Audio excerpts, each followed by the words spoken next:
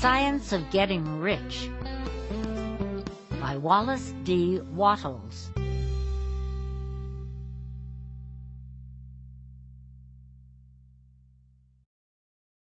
Preface. This book is pragmatical, not philosophical.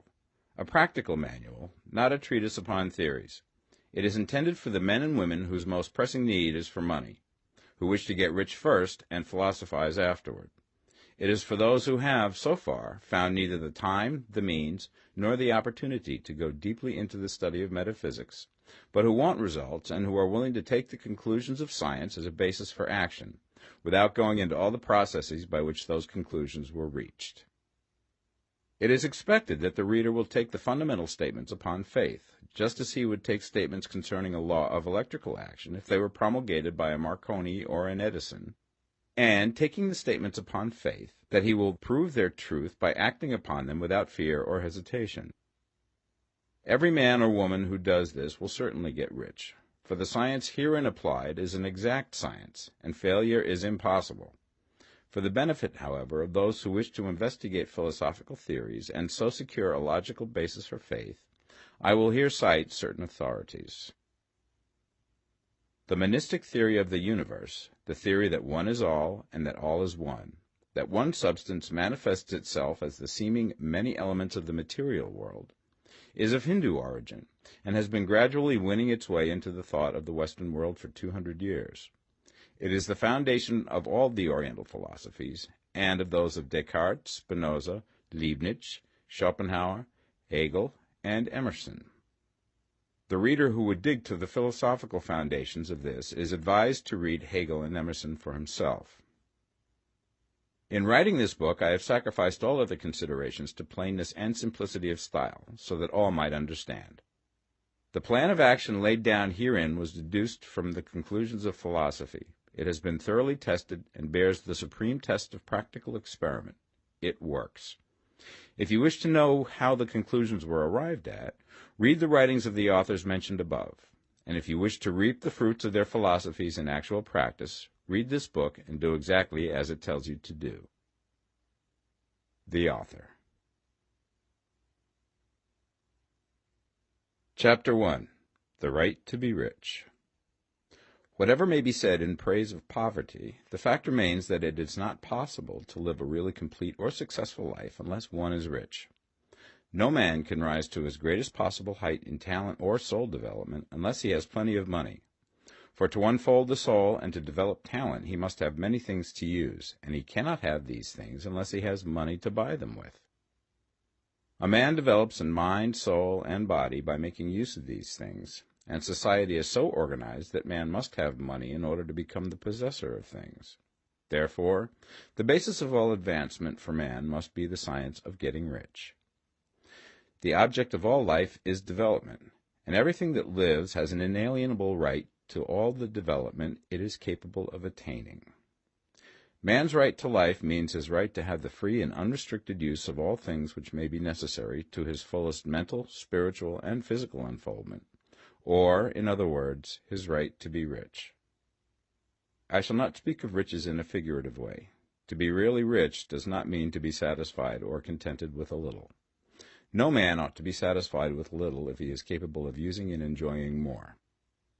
The purpose of nature is the advancement and unfoldment of life, and every man should have all that can contribute to the power, elegance, beauty, and richness of life. To be content with less is sinful.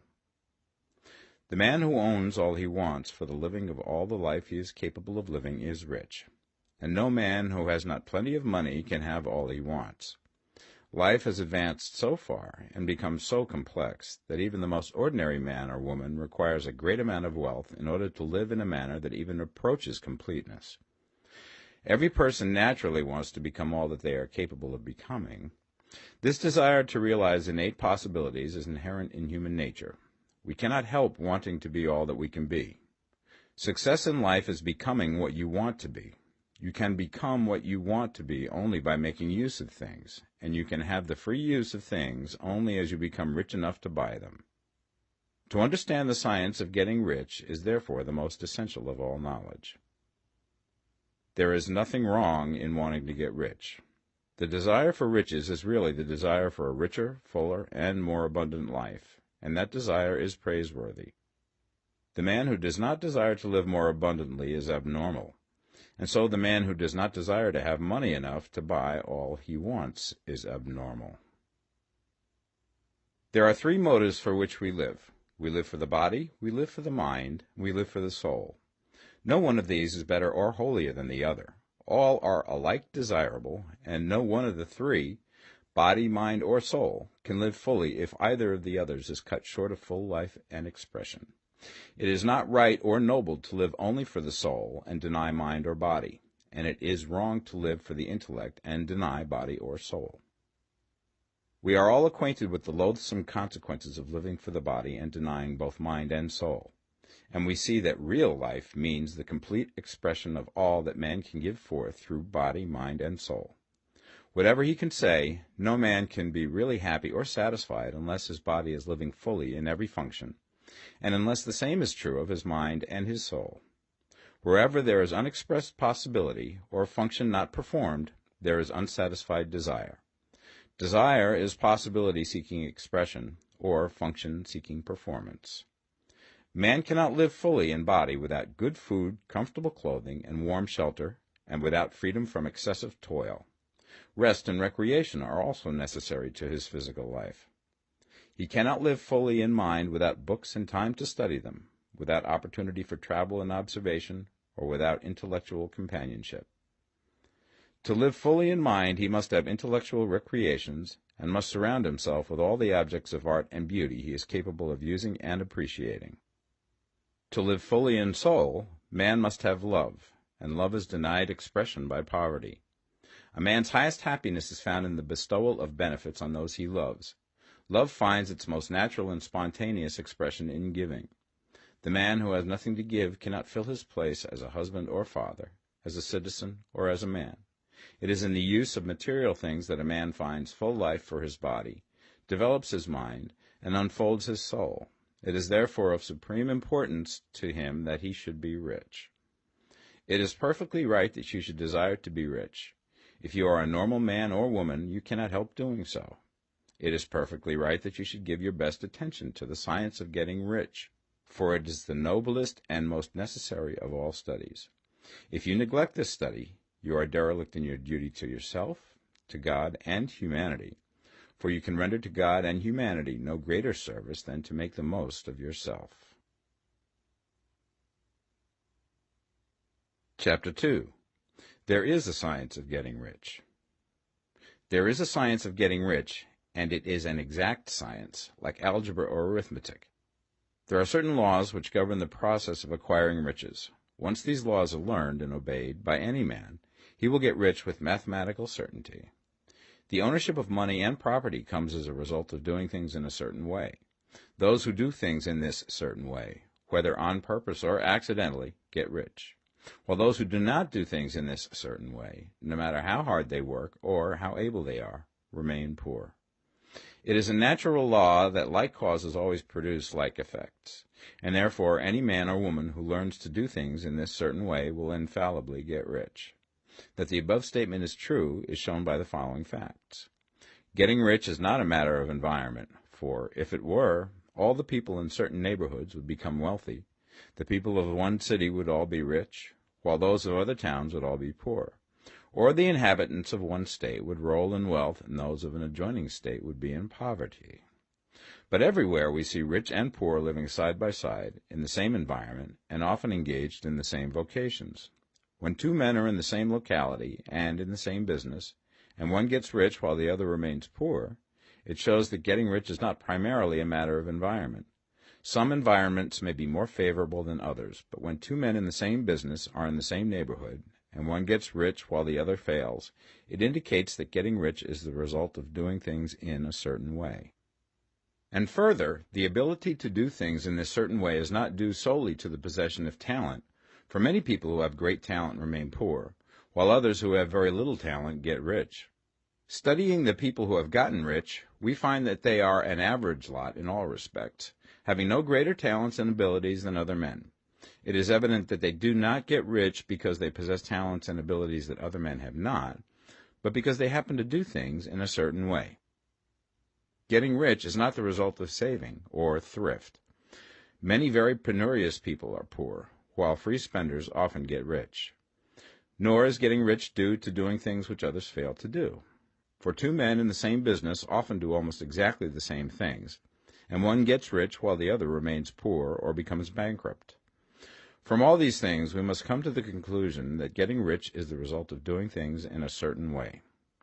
If getting rich is the result of doing things in a certain way, then any man or woman who can do things in that way can become rich, and the whole matter is brought within the domain of exact science. The question arises here whether this certain way may not be so difficult that only a few may follow it. This cannot be true, as we have seen, so far as natural ability is concerned. Talented people get rich, and blockheads get rich. Intellectually brilliant people get rich, and very stupid people get rich. Physically strong people get rich, and weak and sickly people get rich. Some degree of ability to think and understand is, of course, essential. But insofar natural ability is concerned, any man or woman who has sense enough to read and understand these words can certainly get rich. Also, we have seen that it is not a matter of environment. Location counts for something. One would not go to the heart of the Sahara and expect to do successful business. Getting rich involves the necessity of dealing with men and of being where there are people to deal with. And if these people are inclined to deal in the way that you want to deal, so much the better. But that is about as far as environment goes. If anybody else in your town can get rich, so can you. And if anybody else in your state can get rich, so can you. Again, it is not a matter of choosing some particular business or profession. People get rich in every business and in every profession, while their next-door neighbors in the same vocation remain in poverty. It is true that you will do best in a business which you like and which is congenial to you. And if you have certain talents which are well developed, you will do best in a business which calls for the exercise of those talents. Also, you will do best in a business which is suited to your locality. An ice cream parlor would do better in a warm climate than in Greenland, and a salmon fishery will succeed better in the Northwest than in Florida, where there are no salmon. But aside from these general limitations, getting rich is not dependent upon your engaging in some particular business, but upon your learning to do things in a certain way. If you are now in business and anybody else in your locality is getting rich in the same business, while you are not getting rich, it is because you are not doing things in the same way that the other person is doing them. No one is prevented from getting rich by lack of capital. True, as you get capital, the increase becomes more easy and rapid, but one who has capital is already rich and does not need to consider how to become so. No matter how poor you may be, if you begin to do things in a certain way, you will begin to get rich, and you will begin to have capital. The getting of capital is a part of the process of getting rich, and it is a part of the result which invariably follows the doing of things in a certain way. You may be the poorest man on the continent and be deeply in debt. You may have neither friends, influence, nor resources, but if you begin to do things in this way, you must infallibly begin to get rich, for the like causes must produce like effects. If you have no capital, you can get capital. If you're in the wrong business, you can get into the right business. If you're in the wrong location, you can go to the right location, and you can do so by beginning in your present business and in your present location to do things in the certain way which causes success. Chapter 3. Is opportunity monopolized? No man is kept poor because opportunity has been taken away from him, because other people have monopolized the wealth and have put a fence around it. You may be shut off from engaging in business in certain lines, but there are other channels open to you. Probably it would be hard for you to get control of any of the great railroad systems. That field is pretty well monopolized, but the electric railway business is still in its infancy and offers plenty of scope for enterprise. And it will be but a very few years until traffic and transportation through the air will become a great industry, and in all its branches will give employment to hundreds of thousands and perhaps to millions of people. Why not turn your attention to the development of aerial transportation, instead of competing with J.J. Hill and others for a chance in the steam railway world? It is quite true that if you are a working man in the employ of the Steel Trust, you have very little chance of becoming the owner of the plant in which you work. But it is also true that if you will commence to act in a certain way, You can soon leave the employ of the Steel Trust. You can buy a farm from 10 to 40 acres and engage in business as a producer of foodstuffs. There is great opportunity at this time for men who will live upon small tracts of land and cultivate the same intensively. Such men will certainly get rich. You may say that it is impossible for you to get the land, but I'm going to prove to you that it is not impossible, and that you can certainly get a farm if you will go to work in a certain way. At different periods, the tide of opportunity sets in different directions, according to the needs of the whole, and the particular stage of social evolution which has been reached. At present, in America, it is setting towards agricultural and the allied industries and professions. Today, opportunity is open before the factory worker in his line. It is open before the businessman who supplies the farmer more than before the one who supplies the factory worker, and before the professional man who waits upon the farmer more than before the one who serves the working class. There is an abundance of opportunity for the man who will go with the tide instead of trying to swim against it. So the factory workers, either as individuals or as a class, are not deprived of opportunity. The workers are not being kept down by their masters. They are not being ground by the trusts and combinations of capital. As a class, they are where they are because they do not do things in a certain way. If the workers of America chose to do so, they could follow the example of their brothers in Belgium and other countries and establish great department stores and cooperative industries.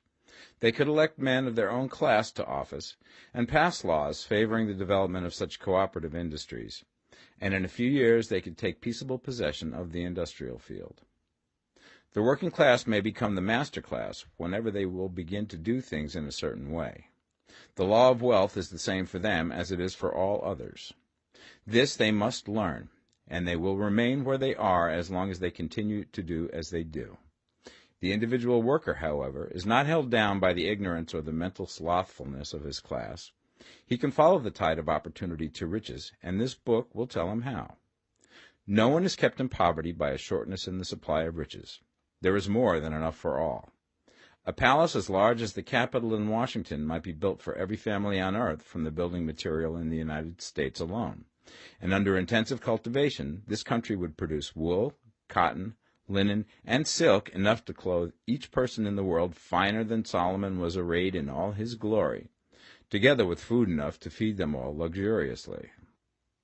The visible supply is practically inexhaustible, and the invisible supply really is inexhaustible. Everything you see on earth is made from one original substance, out of which all things proceed. New forms are constantly being made, and older ones are dissolving, but all are shapes assumed by one thing. There is no limit to the supply of formless stuff or original substance. The universe is made out of it, but it was not all used in making the universe.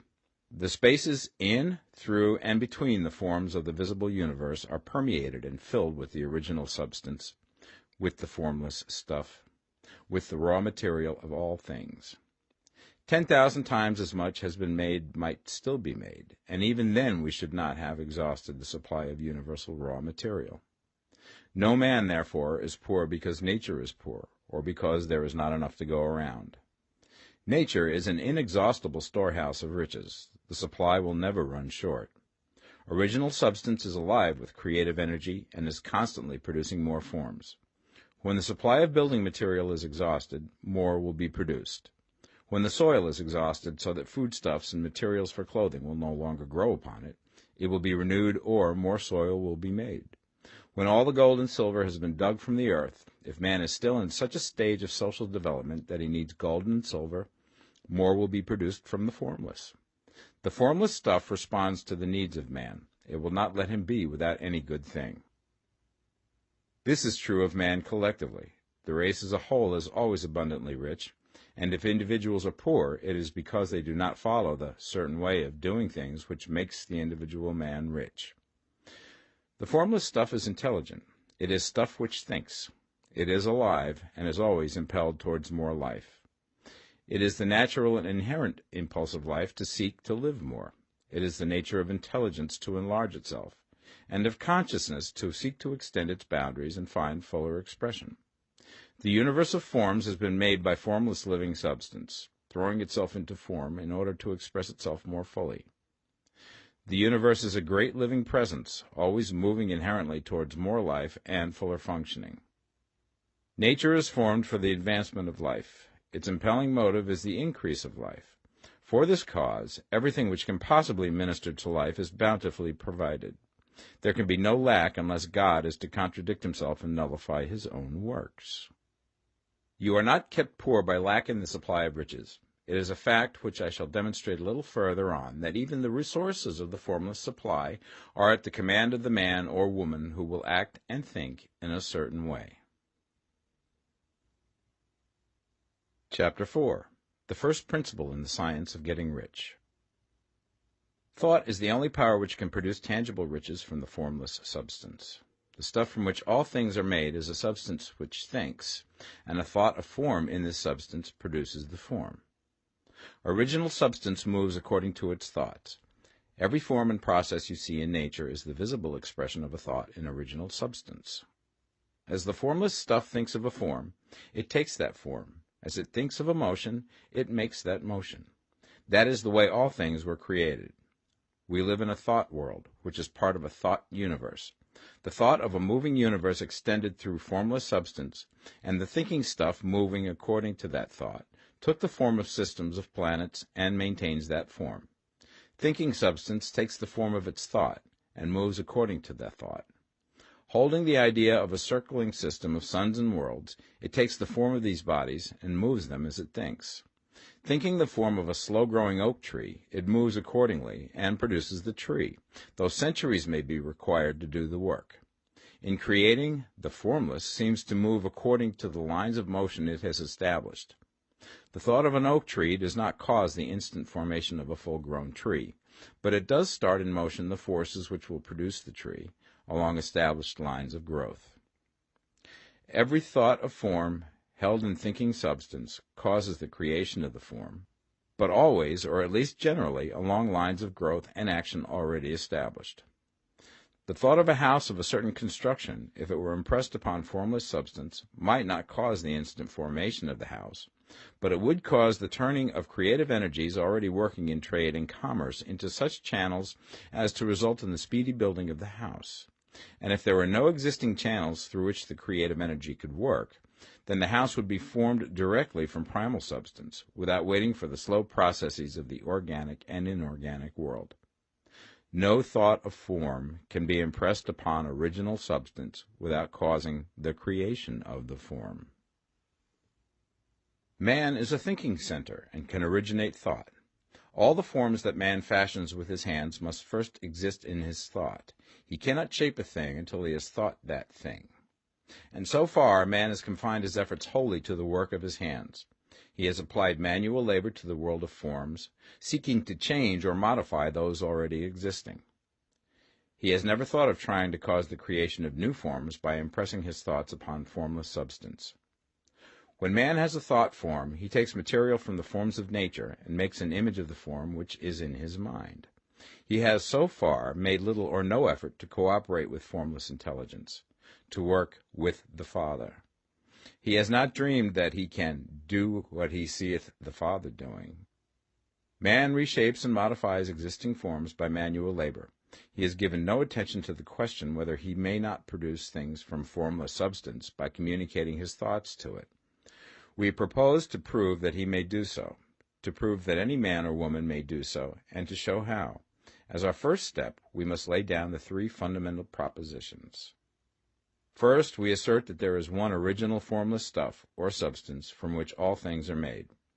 All the seemingly many elements are but different presentations of one element. All the many forms found in organic and inorganic nature are but different shapes made from the same stuff. And this stuff is thinking stuff. A thought held in it produces the form of the thought.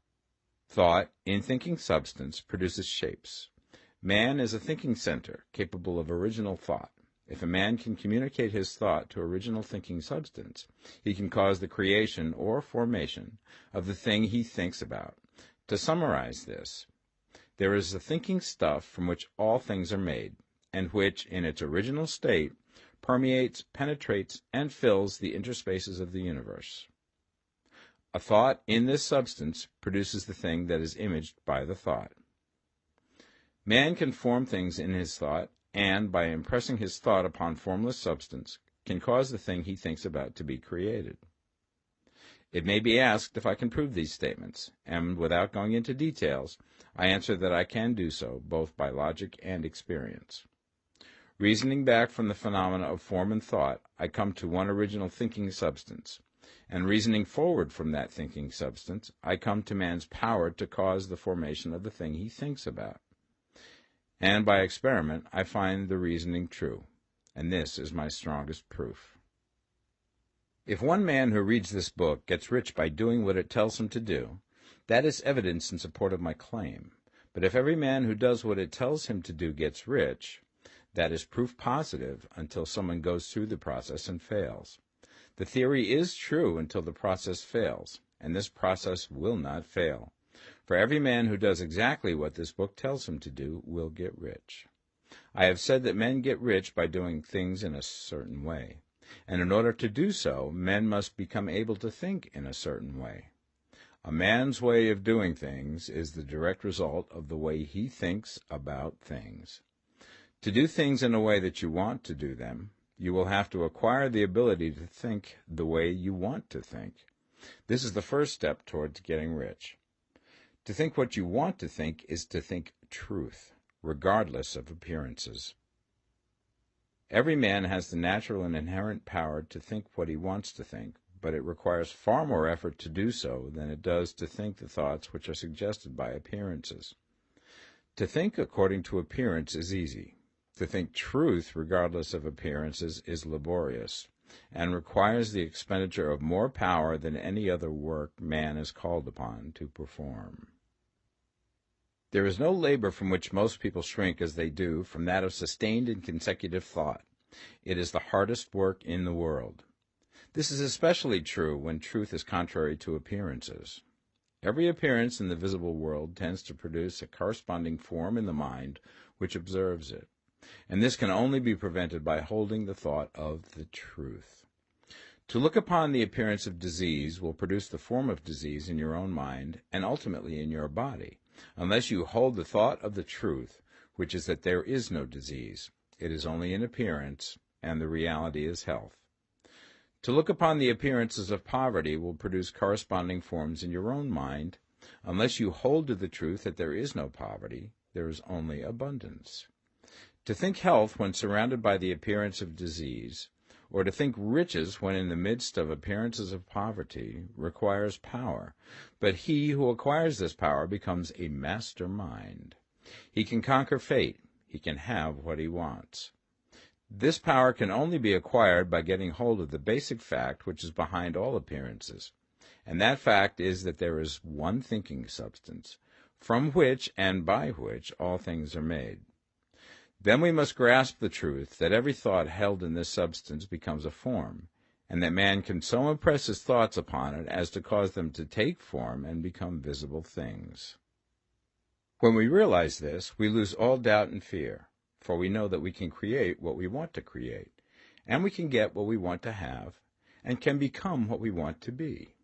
As a first step towards getting rich, you must believe the three fundamental statements given previously in this chapter, and in order to emphasize them, I repeat them here.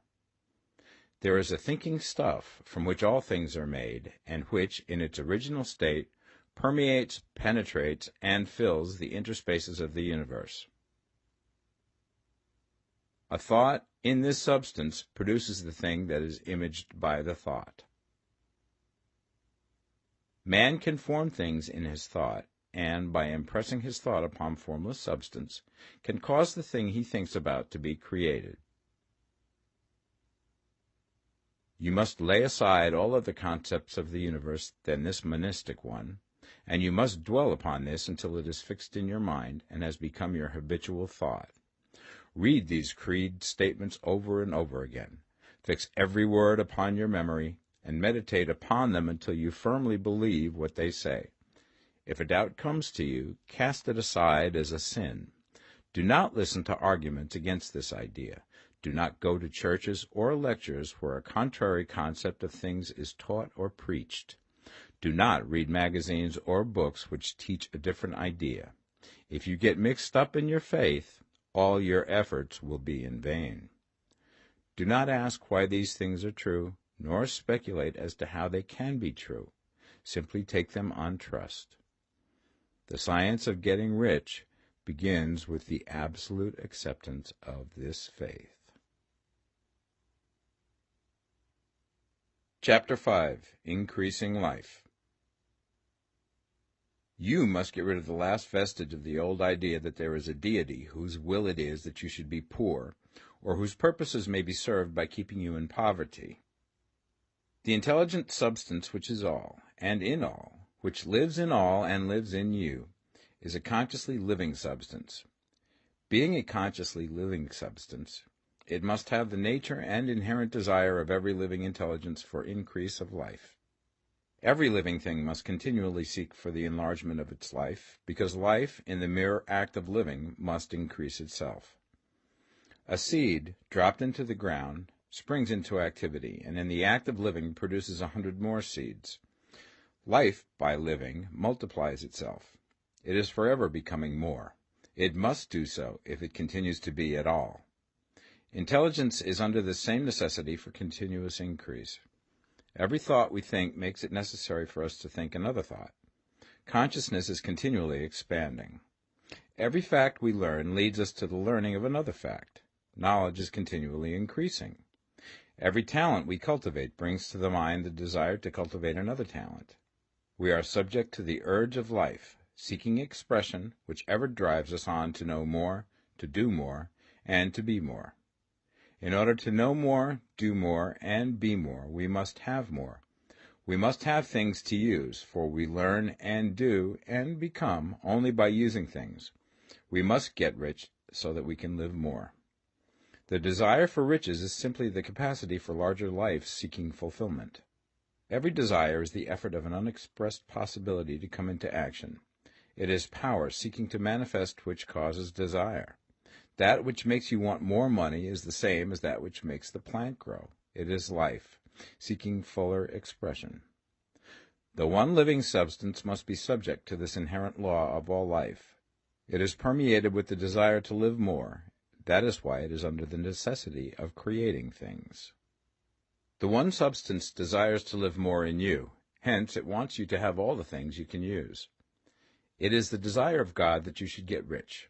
He wants you to get rich because he can express himself better through you if you have plenty of things to use in giving him expression. He can live more in you if you have unlimited command of the means of life. The universe desires you to have everything you want to have. Nature is friendly to your plans. Everything is naturally for you. Make up your mind that this is true. It is essential, however, that your purpose should harmonize with the purpose that is in all. You must want real life, not mere pleasure of sensual gratification. Life is the performance of function, and the individual really lives only when he performs every function, physical, mental, and spiritual, of which he is capable, without excess in any. You do not want to get rich in order to live swinishly, for the gratification of animal desires, that is not life. But the performance of every physical function is a part of life, and no one lives completely who denies the impulses of the body a normal and healthful expression. You do not want to get rich solely to enjoy mental pleasures, to get knowledge, to gratify ambition, to outshine others, to be famous. All these are a legitimate part of life, but the man who lives for the pleasures of the intellect alone will only have a partial life, and he will never be satisfied with his lot. You do not want to get rich solely for the good of others, to lose yourself for the salvation of mankind, to experience the joys of philanthropy and sacrifice. The joys of the soul are only a part of life, and they are no better or nobler than any other part. You want to get rich in order that you may eat, drink, and be merry when it is time to do these things, in order that you may surround yourself with beautiful things, see distant lands, feed your mind, and develop your intellect, in order that you may love men and do kind things, and be able to play a good part in helping the world to find truth.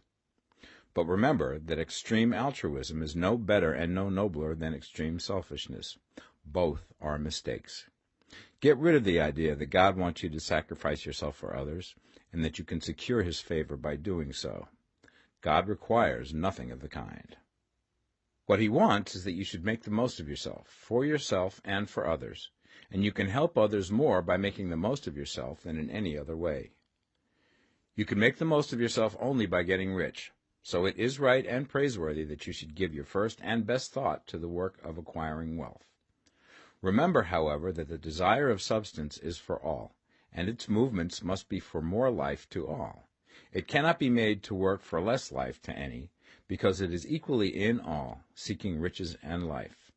Intelligent substance will make things for you, but it will not take things away from someone else and give them to you. You must get rid of the thought of competition. You are to create, not to compete for what is already created. You do not have to take anything away from anyone. You do not have to drive sharp bargains. You do not have to cheat or to take advantage. You do not need to let any man work for you for less than he earns.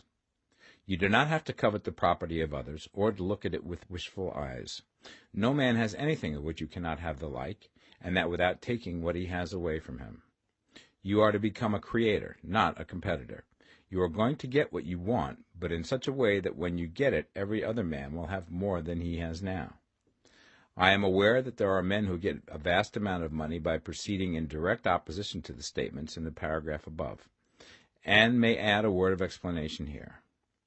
Men of the plutocratic type, who become very rich, do so sometimes purely by their extraordinary ability on the plane of competition, and sometimes they unconsciously relate themselves to substance and its great purposes and movements for the general racial upbuilding through industrial evolution. Rockefeller, Carnegie, Morgan, et al. Have been the unconscious agents of the supreme in the necessary work of systematizing and organizing productive industry, and, in the end, their work will contribute immensely towards increased life for all. Their day is nearly over, they have organized production, and will soon be succeeded by the agents of the multitude, who will organize the machinery of distribution. The multimillionaires are like the monster reptiles of the prehistoric eras. They play a necessary part in the evolutionary process, but the same power which produced them will dispose of them, and it is well to bear in mind that they have never been really rich.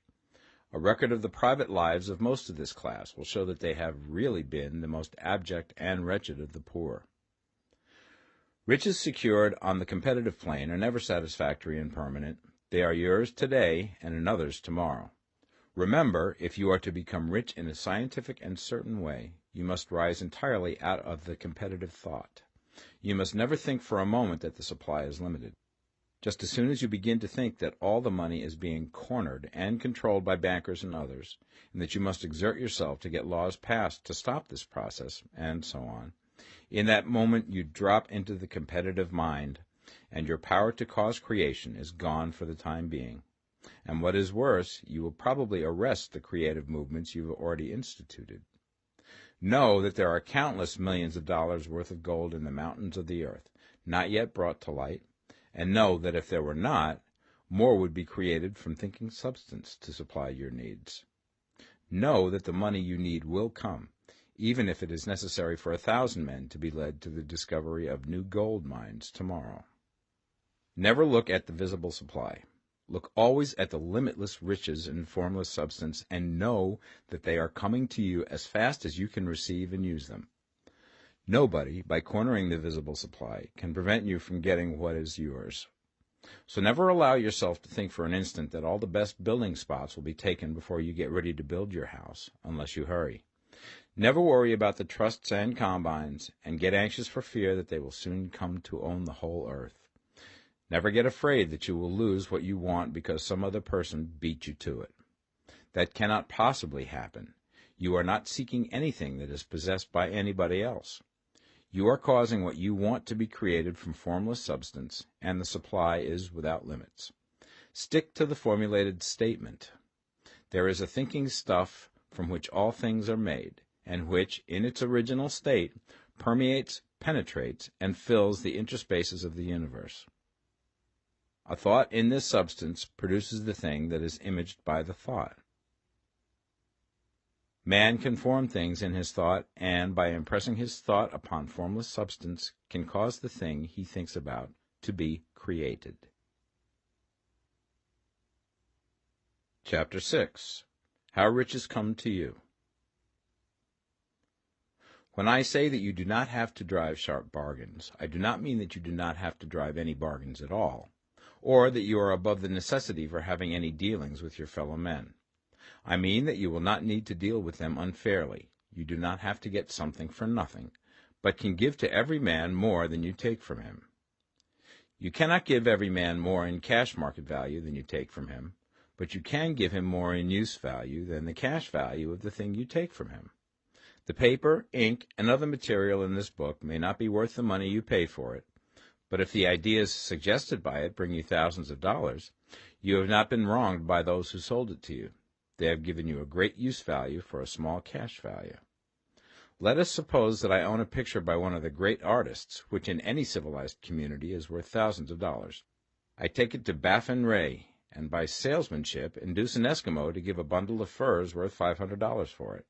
I have really wronged him, for he has no use for the picture. It has no value to him. It will not add to his life. But suppose I give him a gun worth $50 for his furs. Then he has made a good bargain. He has use for the gun. It will get him many more furs and much food. It will add to his life in every way. It will make him rich.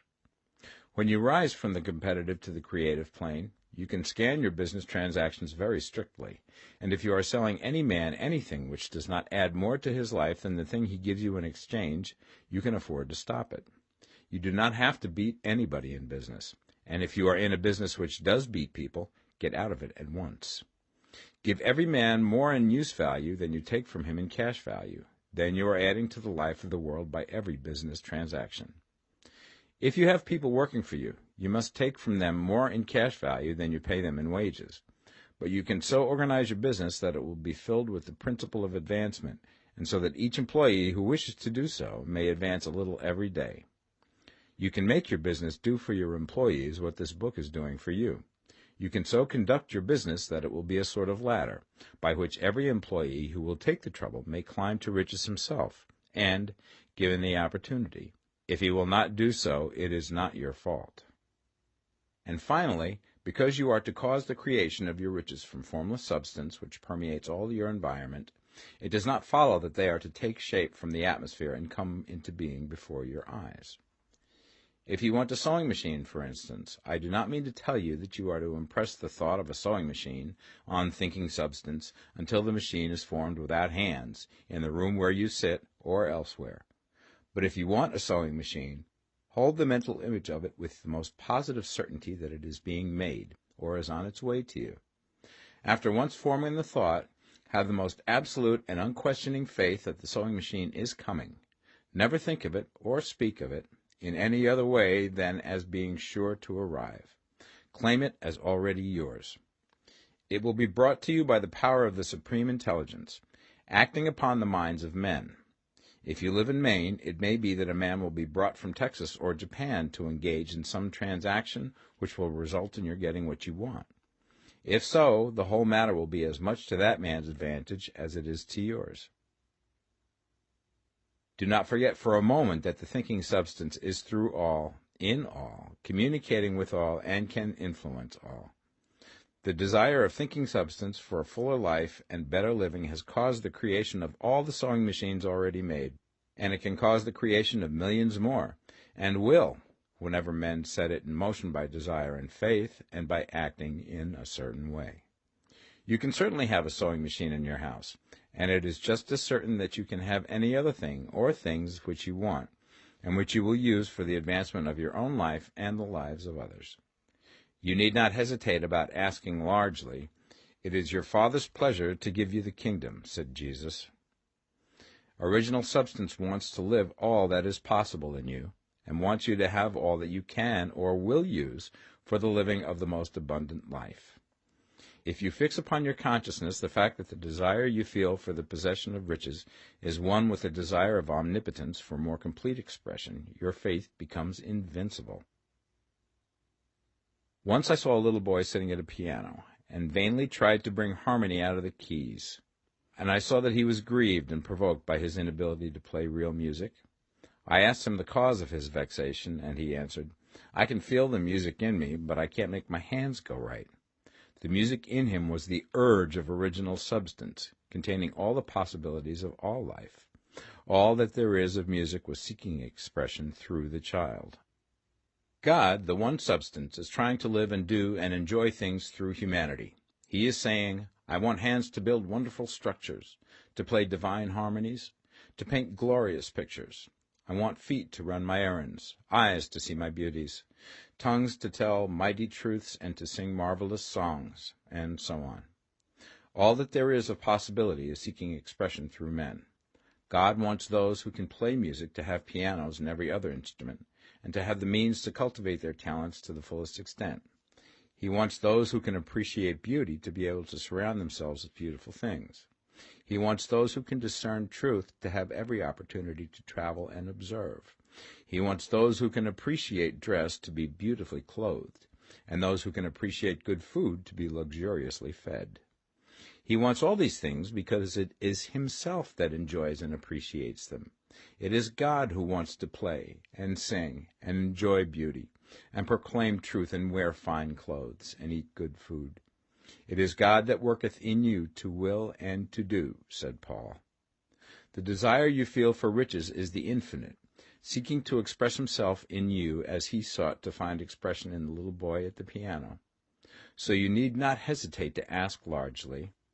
Your part is to focalize and express the desire to God. This is a difficult point with most people. They retain some of the old idea that poverty and self-sacrifice are pleasing to God. They look upon poverty as a part of the plan, a necessity of nature. They have the idea that God has finished his work and made all that he can make, and that the majority of men must stay poor because there is not enough to go around. They hold to so much of this erroneous thought that they feel ashamed to ask for wealth. They try not to want more than a very modest competence, just enough to make them fairly comfortable. I recall now the case of one student who was told that he must get in mind a clear picture of the things he desired, so that the creative thought of them might be impressed upon formless substance. He was a very poor man, living in a rented house, and having only what he earned from day to day, and he could not grasp the fact that all wealth was his.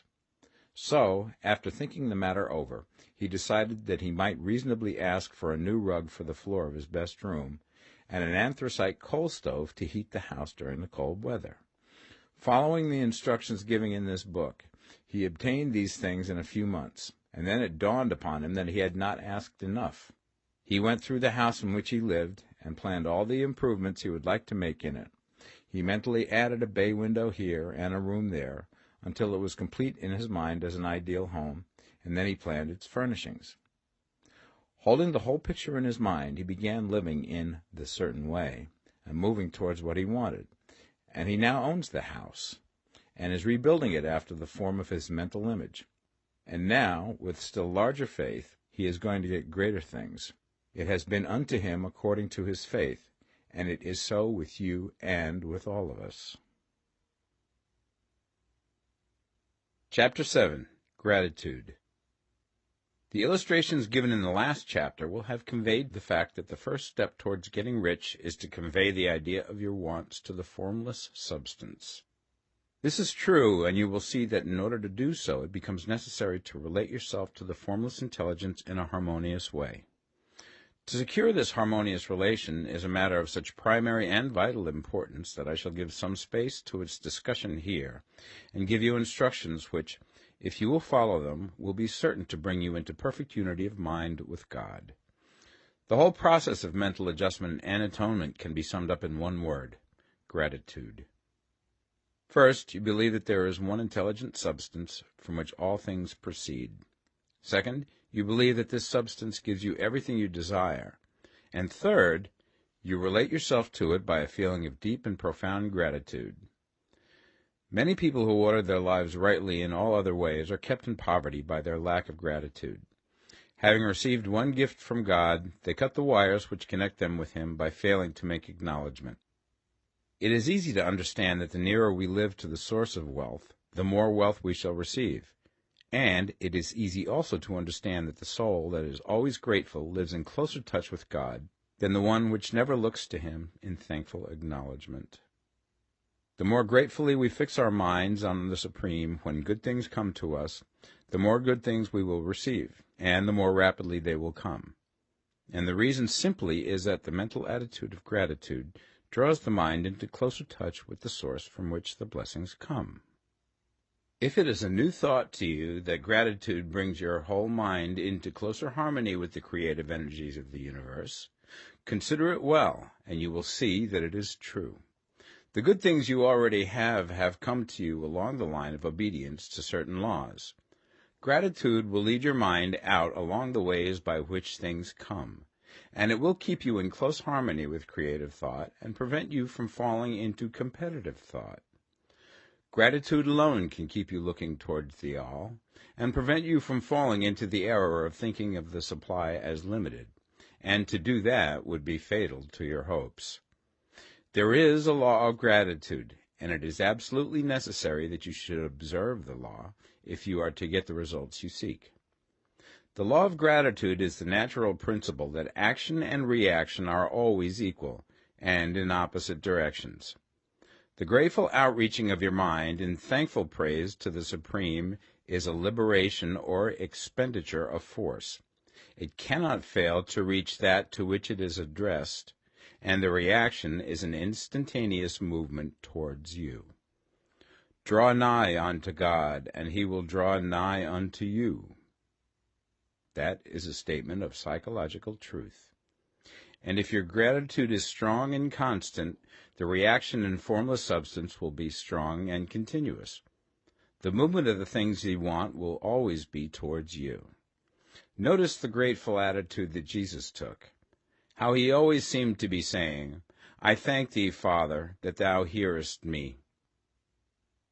You cannot exercise much power without gratitude, for it is gratitude that keeps you connected with power. But the value of gratitude does not consist solely in getting you more blessings in the future. Without gratitude, you cannot long keep from dissatisfied thought regarding things as they are. The moment you permit your mind to dwell with dissatisfaction upon things as they are, you begin to lose ground. You fix attention upon the common, the ordinary, the poor, and the squalid and mean, and your mind takes the form of these things. Then you will transmit these forms or mental images to the formless, and the common, the poor, the squalid, and mean will come to you. To permit your mind to dwell upon the inferior is to become inferior, and to surround yourself with inferior things. On the other hand, to fix your attention on the best is to surround yourself with the best, and to become the best. The creative power within us makes us into the image of that to which we give our attention. We are thinking substance, and thinking substance always takes the form of that which it thinks about. The grateful mind is constantly fixed upon the best. Therefore it tends to become the best. It takes the form or character of the best and will receive the best. Also, faith is born of gratitude. The grateful mind continually expects good things, and expectation becomes faith.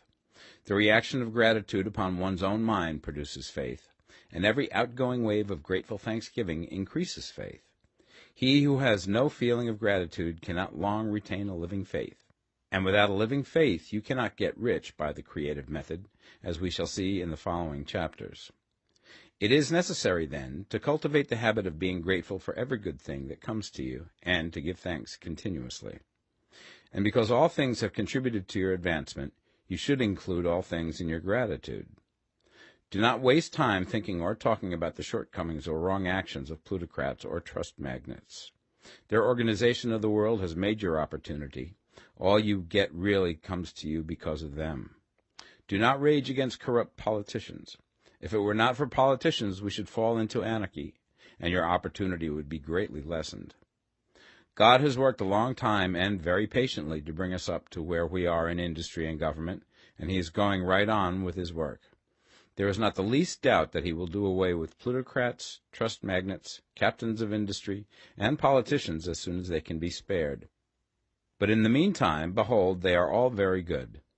Remember that they are all helping to arrange the lines of transmission along which your riches will come to you, and be grateful to them all. This will bring you into harmonious relations with the good in everything, and the good in everything will move toward you.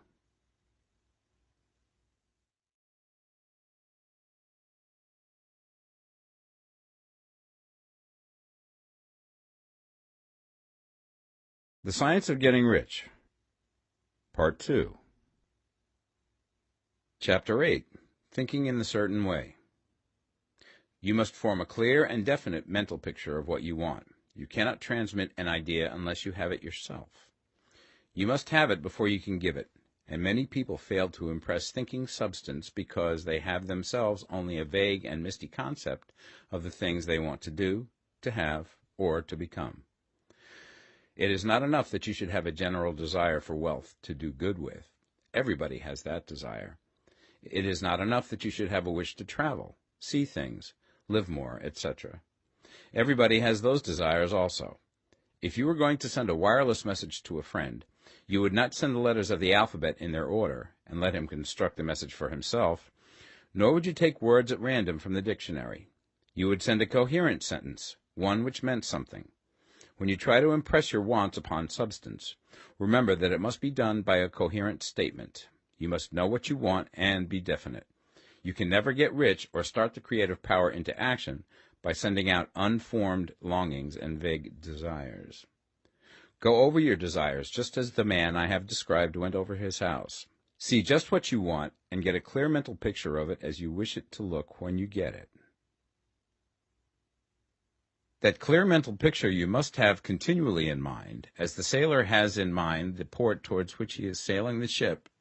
You must keep your face towards it all the time. You must no more lose sight of it than the steersman loses sight of the compass. It is not necessary to take exercises in concentration, nor to set apart special times for prayer and affirmation, nor to go into the silence, nor to do occult stunts of any kind. There things are well enough, but all you need is to know what you want, and to want it badly enough so that it will stay in your thoughts. Spend as much of your leisure time as you can in contemplating your picture, but no one needs to take exercises to concentrate his mind on a thing which he really wants. It is the things you do not really care about which require effort to fix your attention upon them. And unless you really want to get rich, so that the desire is strong enough to hold your thoughts directly to the purpose, as the magnetic pole holds the needle of the compass, it will hardly be worthwhile for you to try to carry out the instructions given in this book. The methods herein set forth are for people whose desire for riches is strong enough to overcome mental laziness and the love of ease, and make them work. The more clear and definite you make your pictures then, and the more you dwell upon it, bringing out all of its delightful details, the stronger your desire will be, and the stronger your desire, the easier it will be to hold your mind fixed upon the picture of what you want. Something more is necessary, however, than merely to see the picture clearly. If that is all you do, you are only a dreamer, and will have little or no power for accomplishment. Behind your clear vision must be the purpose to realize it, to bring it out in tangible expression. And behind this purpose must be an invincible and unwavering faith that the thing is already yours, that it is at hand, and you have only to take possession of it. Live in the new house mentally until it takes form around you physically. In the mental realm, enter at once into full enjoyment of the things you want. Whatsoever things ye ask for when ye pray, believe that ye receive them, and ye shall have them, said Jesus. See the things you want as if they were actually around you all the time. See yourself as owning and using them. Make use of them in imagination, just as you will use them when they are your tangible possessions. Dwell upon your mental picture until it is clear and distinct, and then take the mental attitude of ownership towards everything in that picture. Take possession of it in mind, in the full faith that it is actually yours. Hold to this mental ownership. Do not waver for an instant in the faith that it is real. And remember what was said in the preceding chapter about gratitude. Be as thankful for it all the time as you expect to be when it has taken form. The man who can sincerely thank God for the things which as yet he owns only in imagination has real faith. He will get rich. He will cause the creation of whatsoever he wants. You do not need to pray repeatedly for things you want. It is not necessary to tell God about it every day. Use not vain repetitions as the heathens do, said Jesus to his pupils. For your Father knoweth that ye have need of these things before ye ask him. Your part is to intelligently formulate your desires for the things which make for a larger life, and to get these desires arranged into a coherent whole, and then to impress this whole desire upon the formless substance, which has the power and the will to bring you what you want. You do not make this impression by repeating strings of words. You make it by holding the vision with unshakable purpose to attain it, and with steadfast faith that you do attain it. The answer to your prayer is not according to your faith while you are talking, but according to your faith while you are working. You cannot impress the mind of God by having a special Sabbath day set apart to tell him what you want, and then forgetting him during the rest of the week. You cannot impress him by having special hours to go into your closet and pray, if you then dismiss the matter from your mind until the hour of prayer comes again. Oral prayer is well enough, and has its effect, especially upon yourself, in clarifying your vision and strengthening your faith. But it is not your oral petitions which get you what you want. In order to get rich, you do not need a sweet hour of prayer. You need to pray without ceasing. And by prayer I mean holding steadily to your vision, with the purpose to cause its creation into solid form, and the faith that you are doing so. Believe that ye receive them. The whole matter turns on receiving, once you have clearly formed your vision. When you have formed it, it is well to make an oral statement, addressing the Supreme in reverent prayer, and from that moment you must, in mind, receive what you ask for. Live in the new house, wear the fine clothes, ride in the automobile, go on the journey, and confidently plan for greater journeys. Think and speak of all things you have asked for in terms of actual present ownership. Imagine an environment and a financial condition exactly as you want them, and live all the time in that imaginary environment and financial condition. Mind, however, that you do not do this as a mere dreamer and castle builder. Hold to the faith that the imaginary is being realized, and to the purpose to realize it.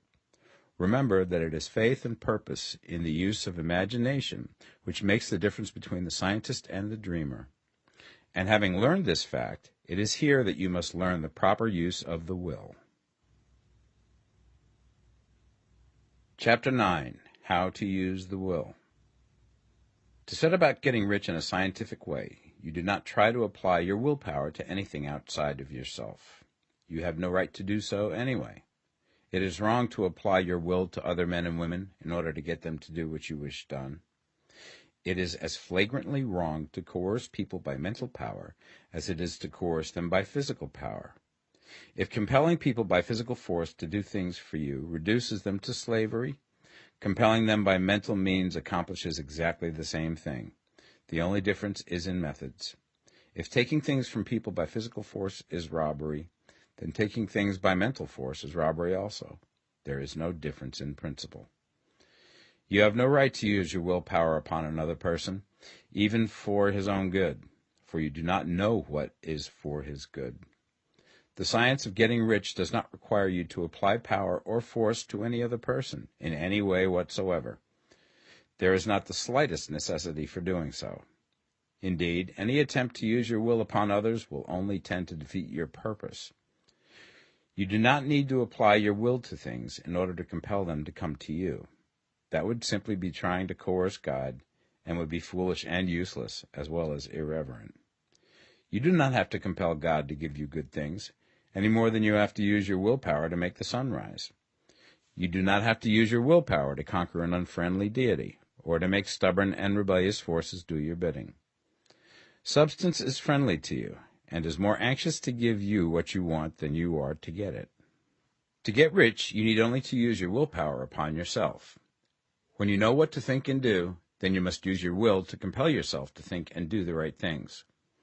That is the legitimate use of the will in getting what you want, to use it in holding yourself to the right course. Use your will to keep yourself thinking and acting in the certain way.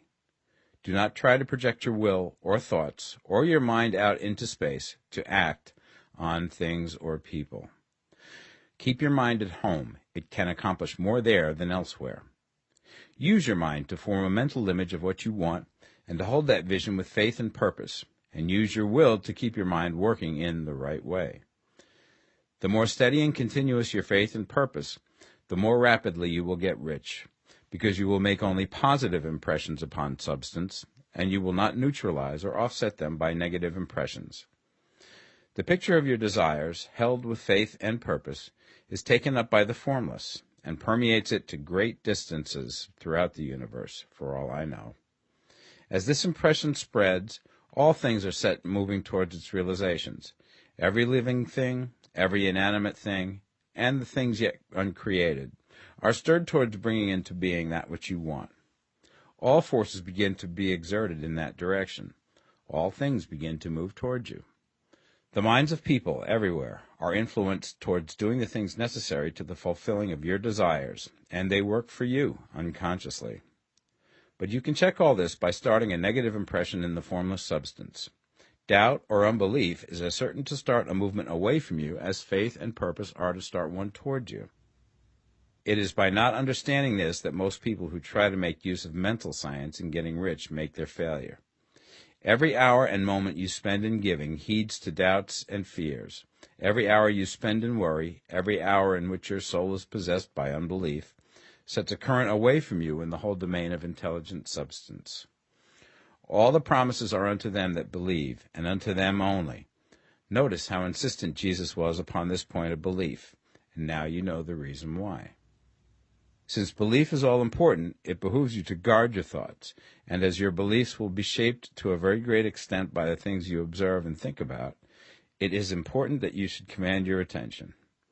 And here the will comes into use, for it is by your will that you determine upon what things your attention shall be fixed. If you want to become rich, you must not make a study of poverty. Things are not brought into being by thinking about their opposites. Health is never to be attained by studying disease and thinking about disease. Righteousness is not to be promoted by studying sin and thinking about sin. And no one ever got rich by studying poverty and thinking about poverty. Medicine as a science of disease has increased disease. Religion as a science of sin has promoted sin. And economics as a study of poverty will fill the world with wretchedness and want. Do not talk about poverty. Do not investigate it or concern yourself with it. Never mind what its causes are. You have nothing to do with them. What concerns you is the cure. Do not spend your time in charitable work or charity movements. All charity only tends to perpetuate the wretchedness it aims to eradicate. I do not say that you should be hard-hearted or unkind and refuse to hear the cry of need, but you must not try to eradicate poverty in any of the conventional ways. Put poverty behind you, and put all that pertains to it behind you, and make good. Get rich. That is the best way you can help the poor. And you cannot hold the mental image which is to make you rich if you fill your mind with pictures of poverty. Do not read books or papers which give circumstantial accounts of the wretchedness of the tenement dwellers, of the horrors of child labor, and so on. Do not read anything which fills your mind with gloomy images of want and suffering. You cannot help the poor in the least by knowing about these things, and the widespread knowledge of them does not tend at all to do away with poverty. What tends to do away with poverty is not getting the pictures of poverty into your mind, but getting pictures of wealth into the minds of the poor. You are not deserting the poor in their misery when you refuse to allow your mind to be filled with pictures of that misery. Poverty can be done away with, not by increasing the number of well-to-do people who think about poverty, but by increasing the number of poor people who purpose with faith to get rich. The poor do not need charity, they need inspiration. Charity only sends them a loaf of bread to keep them alive in their wretchedness, or give them an entertainment to make them forget for an hour or two. But inspiration will cause them to rise out of their misery. If you want to help the poor, demonstrate to them that they can become rich. Prove it by getting rich yourself. The only way in which poverty will ever be banished from this world is by getting a large and constantly increasing number of people to practice the teachings of this book. People must be taught to become rich by creation, not by competition. Every man who becomes rich by competition throws down behind him the ladder by which he rises and keeps others down. But every man who gets rich by creation opens a way for thousands to follow him and inspires them to do so. You are not showing hardness of heart or an unfeeling disposition when you refuse to pity poverty, see poverty, read about poverty, or think or talk about it, or to listen to those who do talk about it. Use your willpower to keep your mind off the subject of poverty and to keep it fixed with faith and purpose on the vision of what you want. Chapter 10. Further Use of the Will. You cannot retain a true and clear vision of wealth if you are constantly turning your attention to opposing pictures, whether they be external or imaginary. Do not tell of your past troubles of a financial nature, if you have had them. Do not think of them at all. Do not tell of the poverty of your parents, or the hardships of your early life. To do any of these things is to mentally class yourself with the poor for the time being, and it will certainly check the movement of things in your direction. Let the dead bury their dead, as Jesus said. Put poverty and all things that pertain to poverty completely behind you. You have accepted a certain theory of the universe as being correct, and are resting all your hopes of happiness on its being correct. And what can you gain by giving heed to conflicting theories? Do not read religious books which tell you that the world is soon coming to an end, and do not read the writing of muckrakers and pessimistic philosophers who tell you that it is going to the devil. The world is not going to the devil. It is going to God. It is wonderful becoming. True, there may be a good many things in existing conditions which are disagreeable, but what is the use of studying them when they are certainly passing away, and when the study of them only tends to check their passing and keep them with us? Why give time and attention to things which are being removed by evolutionary growth, when you can hasten their removal only by promoting the evolutionary growth as far as your part of it goes? No matter how horrible and seeming may be the conditions in certain countries, sections, or places, you waste your time and destroy your own chances by considering them. You should interest yourself in the world's becoming rich. Think of the riches in the world as coming to, instead of the poverty it is growing out of, and bear in mind that the only way in which you can assist the world in growing rich is by growing rich yourself through creative method, not the competitive one. Give your attention wholly to riches. Ignore poverty. Whenever you think or speak of those who are poor, think and speak of them as those who are becoming rich, as those who are to be congratulated rather than pitied. Then they and others will catch the inspiration and begin to search for the way out. Because I say that you are to give your whole time and mind and thought to riches, it does not follow that you are to be sordid or mean. To become really rich is the noblest aim you can have in life, for it includes everything else. On the competitive plane, the struggle to get rich is a godless scramble for power over other men. But when we come into the creative mind, all this is changed. All that is possible in the way of greatness and soul unfoldment, of service and lofty endeavor, comes by way of getting rich. All is made possible by the use of things. If you lack for physical health, you will find that the attainment of it is conditional on you getting rich.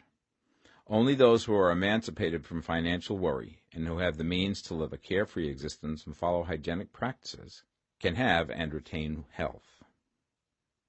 Moral and spiritual greatness is possible only to those who are above the competitive battle for existence, and only those who are becoming rich on the plane of creative thought are free from the degrading influences of competition.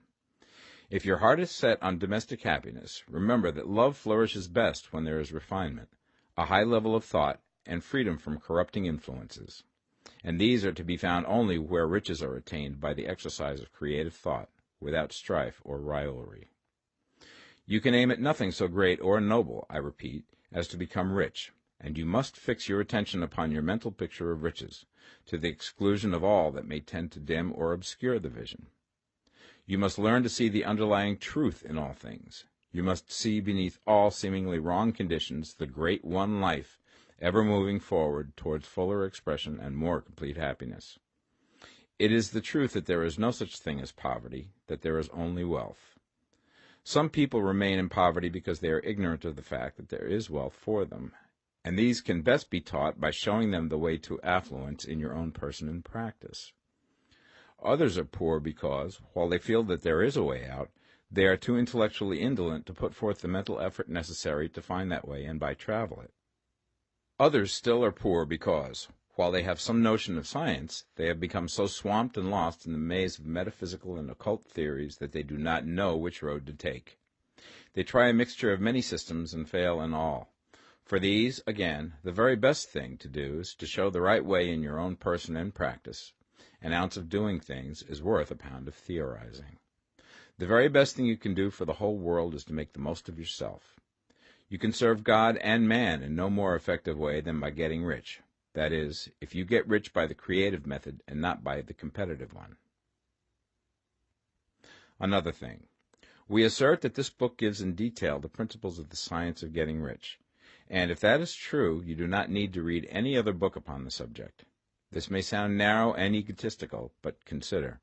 There is no more scientific method of computation in mathematics than by addition, subtraction, multiplication, and division. No other method is possible. There can be but one shortest distance between 2 points. There is only one way to think scientifically, and that is to think in the way that leads by the most direct and simple route to the goal. No man has yet formulated a briefer or less complex system than the one set forth herein. It has been stripped of all non-essentials. When you commence on this, lay all others aside. Put them out of your mind altogether. Read this book every day. Keep it with you. Commit it to memory, and do not think about other systems and theories. If you do, you will begin to have doubts, and to be uncertain and wavering in your thought, and then you will begin to make failures. After you have made good and become rich, you may study other systems as much as you please. But until you are quite sure that you have gained what you want, do not read anything on this line but this book, unless it be the authors mentioned in the preface. And read only the most optimistic comments on the world's news, those in harmony with your picture. Also, postpone your investigations into the occult. Do not dabble in theosophy, spiritualism, or kindred studies. It is very likely that the dead still live and are near, but if they are, let them alone. Mind your own business. Wherever the spirits of the dead may be, they have their own work to do and their own problems to solve, and we have no right to interfere with them. We cannot help them, and it is very doubtful whether they can help us, or whether we have any right to trespass upon their time if they can. Let the dead and the hereafter alone, and solve your own problem. Get rich. If you begin to mix with the occult, you will start mental cross-currents which will surely bring your hopes to shipwreck. Now, this and the preceding chapters have brought us to the following statement of basic facts. There is a thinking stuff from which all things are made, and which, in its original state, permeates, penetrates, and fills the interspaces of the universe. A thought in this substance produces the thing that is imaged by the thought. Man can form things in his thought, and, by impressing his thought upon formless substance, can cause the thing he thinks about to be created.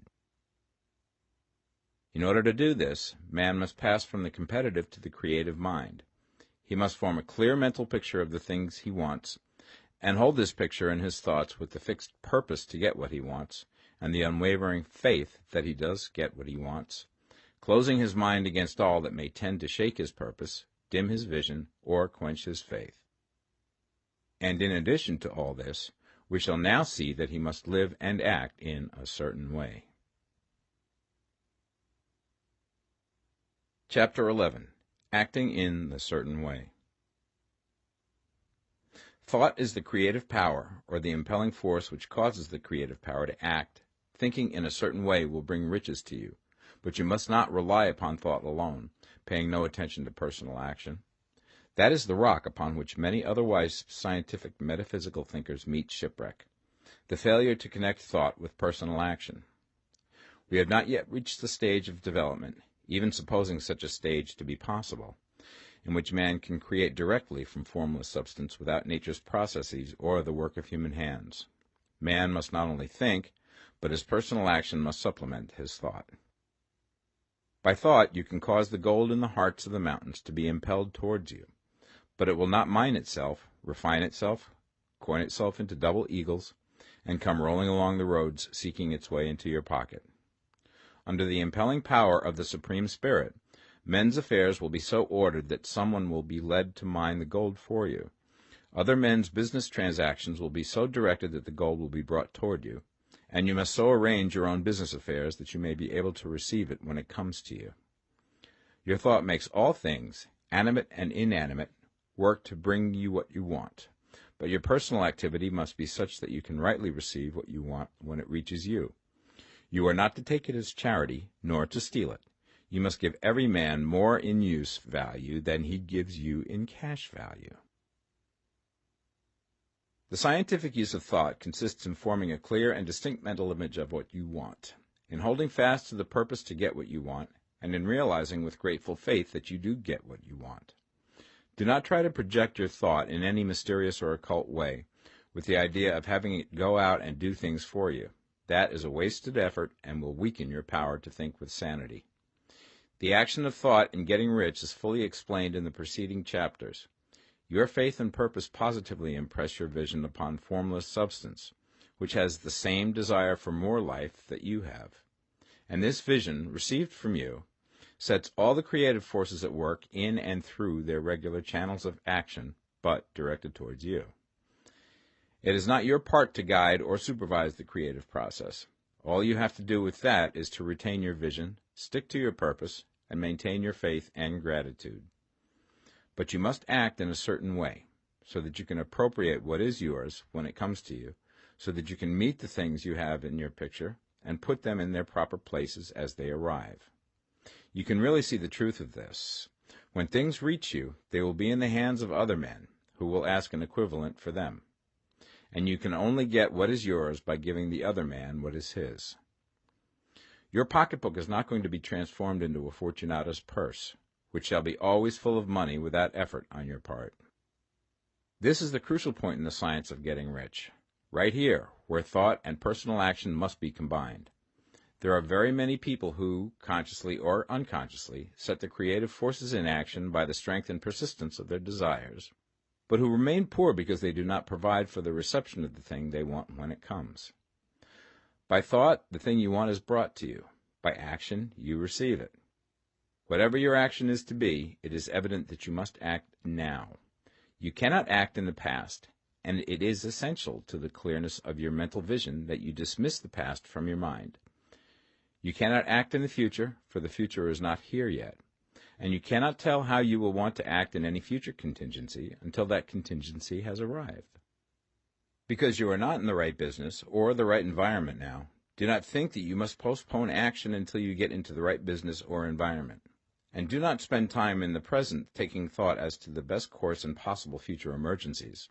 Have faith in your ability to meet any emergency when it arrives. If you act in the present with your mind on the future, your present action will be with a divided mind and will not be effective. Put your whole mind into present action.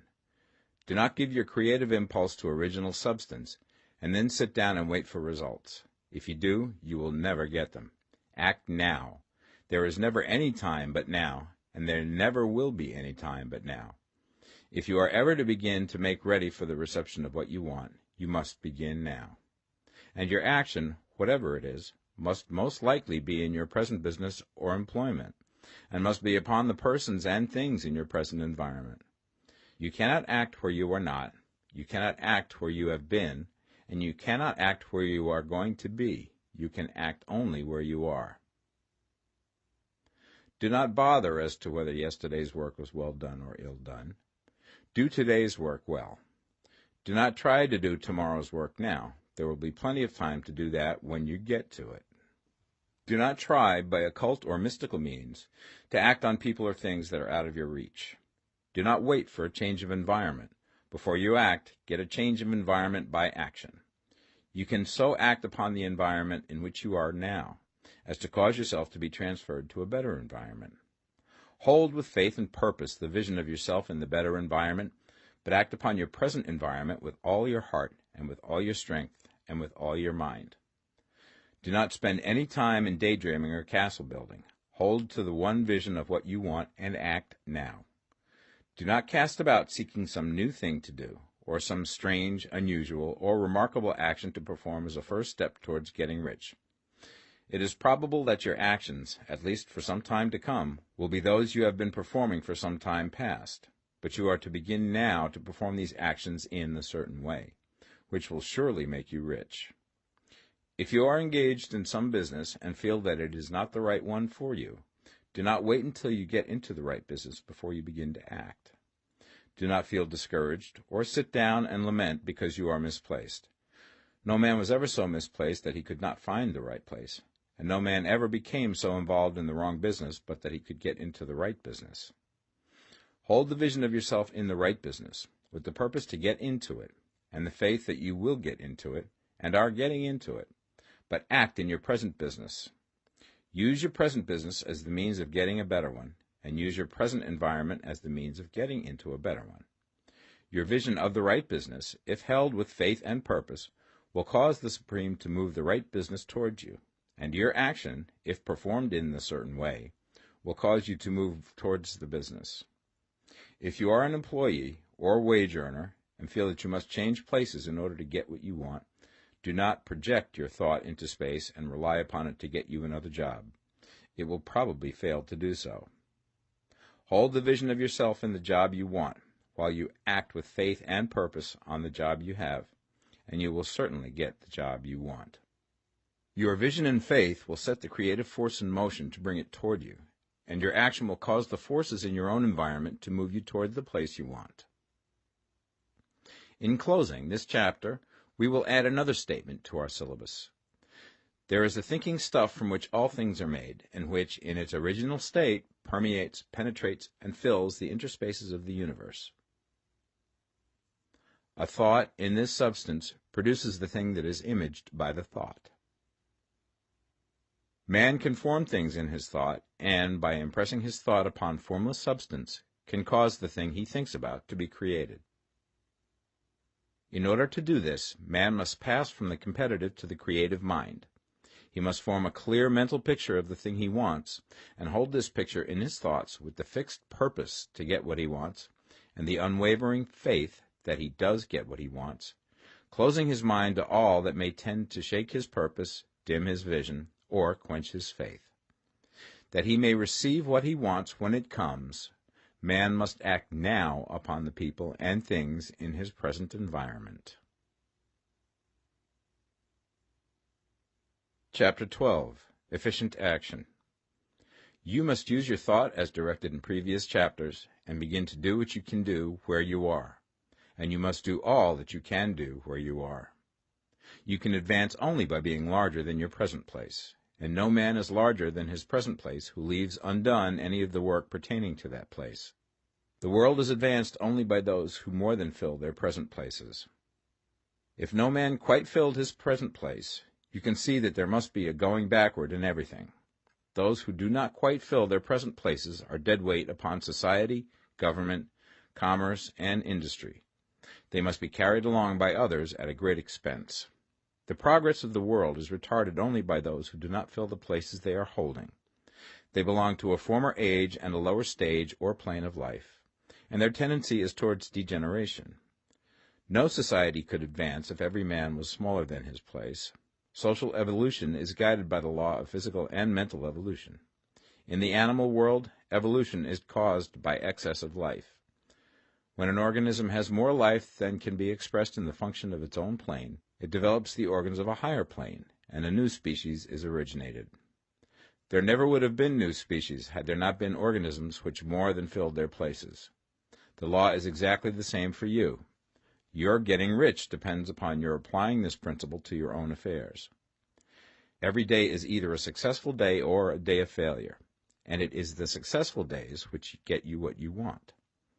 If every day is a failure, you can never get rich, while if every day is a success, you cannot fail to get rich.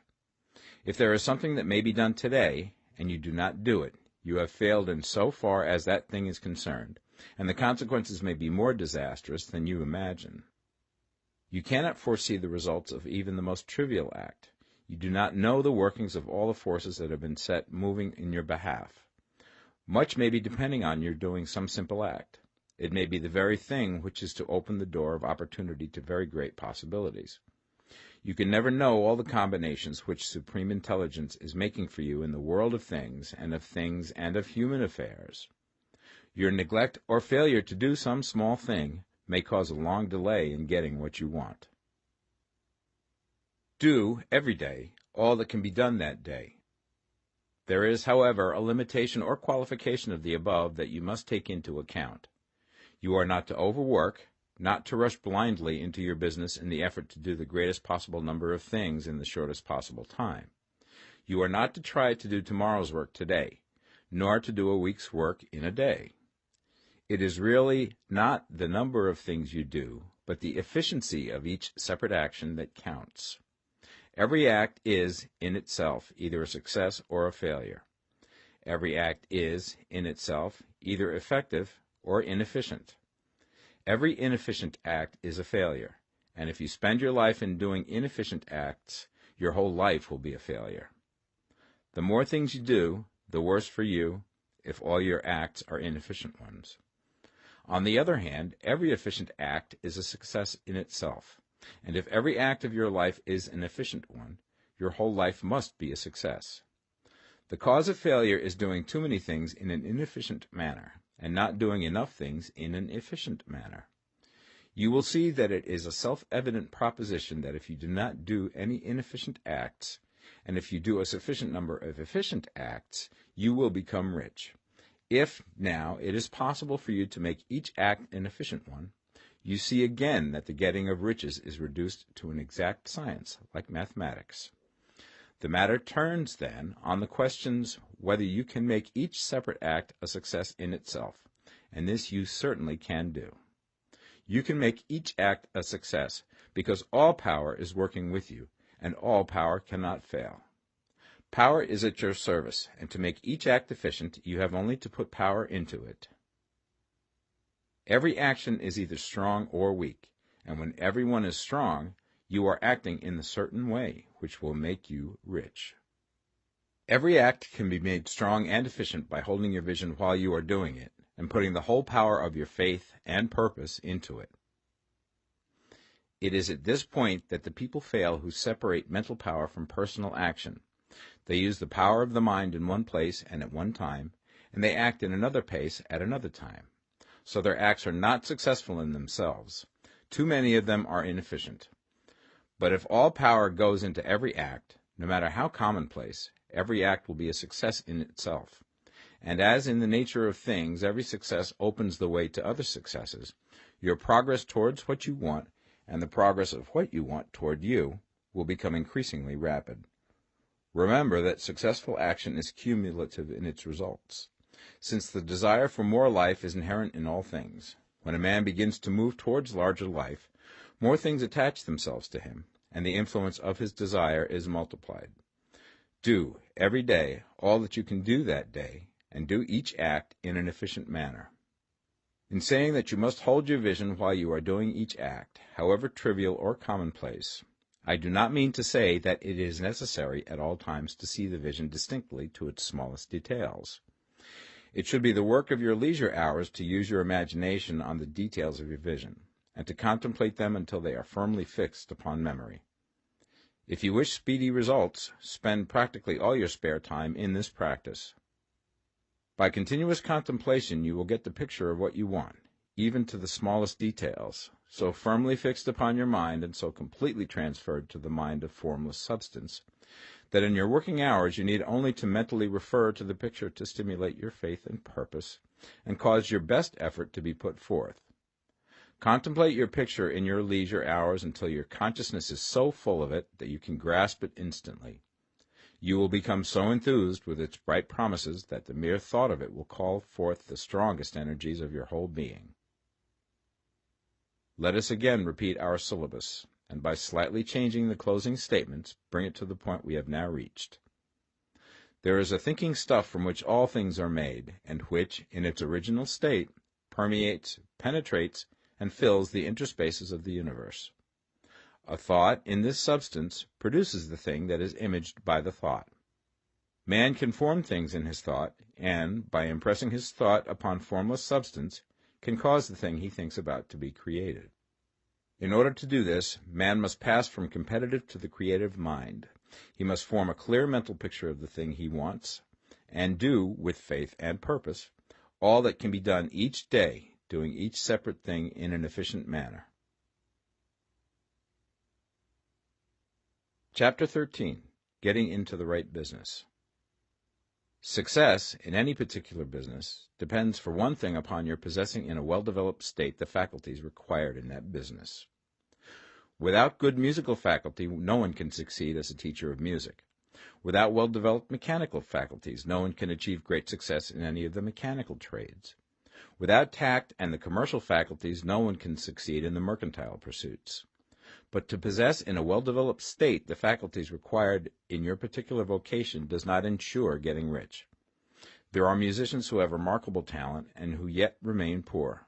There are blacksmiths, carpenters, and so on who have excellent mechanical ability, but who do not get rich. And there are merchants with good faculties for dealing with men who nevertheless fail. The different faculties are tools. It is essential to have good tools, but it is also essential that the tools should be used in the right way. One man can take a sharp saw, a square, a good plane, and so on, and build a handsome article of furniture. Another man can take the same tools and set to work to duplicate the article, but his production will be a botch. He does not know how to use good tools in a successful way. The various faculties of your mind are the tools with which you must do the work which is to make you rich. It will be easier for you to succeed if you get into a business for which you are well equipped with mental tools. Generally speaking, you will do best in that business which will use your strongest faculties, the one for which you are naturally best fitted. But there are limitations to this statement also. No man should regard his vocation as being irrevocably fixed by the tendencies with which he was born. You can get rich in any business, for if you have not the right talent you can develop that talent. It merely means that you will have to make your tools as you go along, instead of confining yourself to the use of those with which you were born. It will be easier for you to succeed in a vocation for which you already have the talent in a well-developed state, but you can succeed in any vocation, for you can develop any rudimentary talent, and there is no talent of which you have not at least the rudiment. You will get rich most easily in point of effort if you do that for which you are best fitted, but you will get rich most satisfactorily if you do that which you want to do. Doing what you want to do is life, and there is no real satisfaction in living if we are compelled to be forever doing something which we do not like to do, and can never do what we want to do. And it is certain that you can do what you want to do. The desire to do it is proof that you have within you the power which can do it. Desire is a manifestation of power. The desire to play music is the power which can play music seeking expression and development. The desire to invent mechanical devices is the mechanical talent seeking expression and development. When there is no power, either developed or undeveloped, to do a thing, there is never any desire to do that thing. And where there is strong desire to do a thing, it is certain proof that the power to do it is strong, and only requires to be developed and applied in the right way. All things else being equal, it is best to select the business for which you have the best developed talent. But if you have a strong desire to engage in any particular line of work, you should select that work as the ultimate end at which you aim. You can do what you want to do, and it is your right and privilege to follow the business or avocation which will be most congenial and pleasant. You are not obliged to do what you do not like to do, and should not do it except as a means to bring you to the doing of the thing you want to do. If there are past mistakes whose consequences have placed you in an undesirable business or environment, you may be obliged for some time to do what you do not like to do. If you feel that you are not in the right vocation, do not act too hastily in trying to get into another one. The best way, generally, to change business or environment is by growth. Do not be afraid to make a sudden and radical change if the opportunity is presented, and you feel, after careful consideration, that it is the right opportunity. But never take sudden or radical action when you are in doubt as to the wisdom of doing so. There is never any hurry on the creative plane, and there is no lack of opportunity. When you get out of the competitive mind, you will understand that you never need to act hastily. No one else is going to beat you to the thing you want to do. There is enough for all. If one space is taken, another and a better one will be opened for you a little further on. There is plenty of time. When you are in doubt, wait. Fall back on the contemplation of your vision, and increase your faith and purpose. And by all means, in times of doubt and indecision, cultivate gratitude. A day or two spent in contemplating the vision of what you want, and in earnest thanksgiving that you are getting it, will bring your mind into such close relationship with the Supreme that you will make no mistake when you do act. There is a mind which knows all there is to know, and you can come into close unity with this mind by faith and the purpose to advance in life if you have deep gratitude. Mistakes come from acting hastily, or from acting in fear or doubt, or in forgetfulness of the right motive, which is more life to all and less to none. As you go on in the certain way, opportunities will come to you in increasing number, and you will need to be very steady in your faith and purpose, and to keep in close touch with the all mind by reverent gratitude. Do all that you can do in a perfect manner every day, but do it without haste, worry, or fear. Go as fast as you can, but never hurry. Remember that in the moment you begin to hurry, you cease to be a creator and become a competitor. You drop back upon the old plane again. Whenever you find yourself hurrying, call a halt. Fix your attention on the mental image of the thing you want, and begin to give thanks that you are getting it. The exercise of gratitude will never fail to strengthen your faith and renew your purpose. Chapter 14. The Impression of Increase. Whether you change your vocation or not, your actions for the present must be those pertaining to the business in which you are now engaged. You can get into the business you want by making constructive use of the business you are already established in, by doing your daily work in a certain way. And insofar as your business consists in dealing with other men, whether personally or by letter, the key thought of all your efforts must be to convey to their minds the impression of increase. Increase is what all men and women are seeking. It is the urge of the formless intelligence within them, seeking fuller expression. The desire for increase is inherent in all nature. It is the fundamental impulse of the universe. All human activities are based on the desire for increase. People are seeking more food, more clothes, better shelter, more luxury, more beauty, more knowledge, more pleasure. Increase in something, more life. Every living thing is under this necessity for continuous advancement. Where increase of life ceases, dissolution and death set in at once. Man instinctively knows this, and hence he is forever seeking more. This law of perpetual increase is set forth by Jesus in the parable of the talents. Only those who gain more retain any. From him who hath not shall be taken away even that which he hath. The normal desire for increased wealth is not an evil or a reprehensible thing. It is simply the desire for more abundant life. It is aspiration. And because it is the deepest instinct of their natures, all men and women are attracted to him who can give them more of the means of life. In following the certain way, you are getting continuous increase for yourself, and you are giving it to all with whom you deal. You are a creative center from which increase is given off to all. Be sure of this, and convey assurance of the fact to every man, woman, and child with whom you come in contact. No matter how small the transaction, even if it be only the selling of a stick of candy to a little child, put into it the thought of increase, and make sure that the customer is impressed with the thought. Convey the impression of advancement with everything you do, so that all people shall receive the impression that you are an advancing man, and that you advance all who deal with you. Even to the people whom you meet in a social way, without any thought of business, and to whom you do not try to sell anything, give the thought of increase. You can convey this impression by holding the unshakable faith that you, yourself, are in the way of increase, and by letting this faith inspire, fill, and permeate every action. Do everything that you do in the firm conviction that you are an advancing personality, and that you are giving advancement to everybody. Feel that you are getting rich, and that in doing so you are making others rich, and conferring benefits to all. Do not boast or brag of your success, or talk about it unnecessarily. True faith is never boastful. Wherever you find a boastful person, you find one who is secretly doubtful and afraid. Simply feel the faith, and let it work out in every transaction. Let every act and tone and look express the quiet assurance that you are getting rich, that you are already rich. Words will not be necessary to communicate this feeling to others. They will feel the sense of increase when in your presence and will be attracted to you again. You must so impress others that they will feel that in associating with you they will get increase for themselves. See that you give them a use value greater than the cash value you are taking from them. Take an honest pride in doing this and let everybody know it, and you will have no lack of customers. People will go where they are given increase, and the Supreme, which desires increase in all, and which knows all, will move towards you men and women who have never heard of you.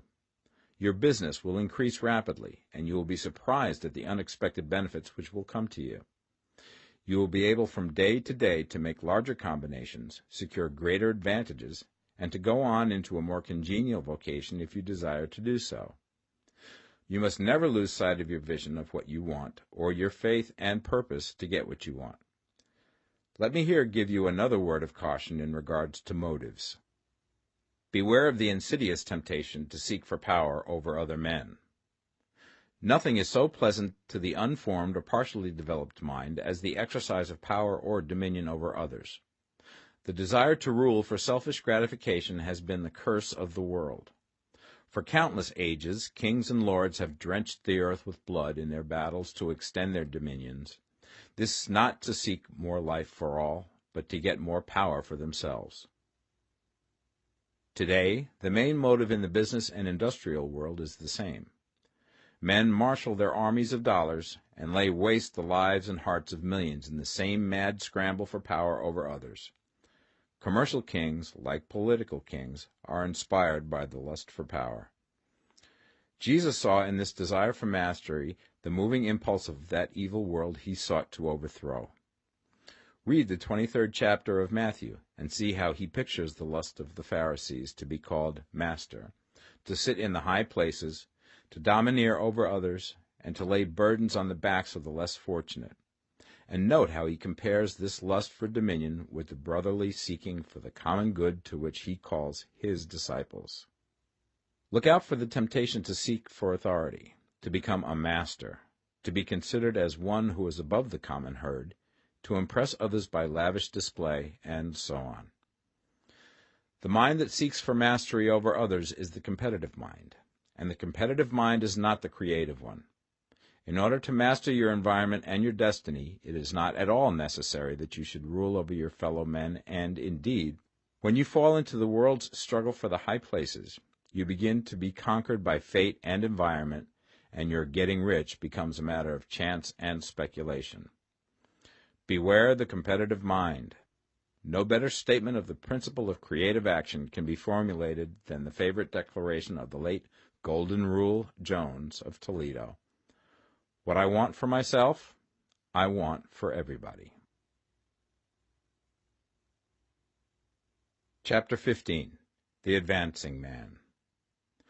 What I have said in the last chapter applies as well to the professional man and the wage earner as to the man who is engaged in mercantile business. No matter whether you are a physician, a teacher, or a clergyman, if you can give increase of life to others and make them sensible of the fact, they will be attracted to you and you will get rich. The physician who holds the vision of himself as a great and successful healer, and who works towards the complete realization of that vision with faith and purpose, as described in former chapters, will come into such close touch with the source of life that he will be phenomenally successful. Patients will come to him in throngs. No one has a greater opportunity to carry into effect the teaching of this book than the practitioner of medicine. It does not matter to which of the various schools he may belong, for the principle of healing is common to all of them, and may be reached by all alike. The advancing man in medicine, who holds to a clear mental image of himself as successful, and who obeys the laws of faith, purpose, and gratitude, will cure every curable disease he undertakes, no matter what remedies he may use. In the field of religion, the world cries out for the clergyman who can teach his hearers the true science of abundant life. He who masters the details of the science of getting rich, together with the allied sciences of being well, of being great, and of winning love, and who teaches these details from the pulpit, will never lack for a congregation. This is the gospel that the world needs. It will give increase of life, and men will hear it gladly, and will give liberal support to the man who brings it to them. What is now needed is a demonstration of the science of life from the pulpit. We want preachers who can not only tell us how, but who, in their own persons, will show us how. We need the preacher who will himself be rich, healthy, great, and beloved, to teach us how to attain to these things, and when he comes he will find a numerous and loyal following. The same is true of the teacher who can inspire the children with the faith and purpose of the advancing life. He will never be out of a job, and any teacher who has this faith and purpose can give it to his pupils. He cannot help giving it to them if it is part of his own life and practice. What is true of the teacher, preacher, and physician is true of the lawyer, dentist, real estate man, insurance agent, of everybody. The combined mental and personal action I have described is infallible. It cannot fail. Every man and woman who follows these instructions steadily, perseveringly, and to the letter will get rich.